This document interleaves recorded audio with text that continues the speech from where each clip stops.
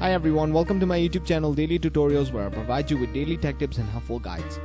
In this tutorial, I'm going to show you how you can log into your AOL account through your desktop or your laptop. First, make sure you have a good internet connection and it's working properly.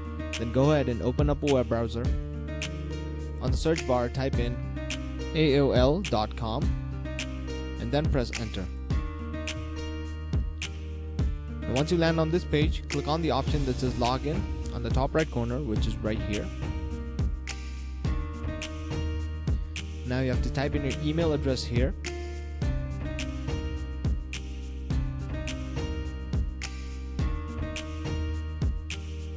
Now click on next. Now you have to type in your password here. And then click on next. And there you go, you have successfully logged into your AOL account. And that is it. Thank you very much for watching this video. Be sure to leave a like, share this video, and subscribe to our channel for more helpful guides just like this.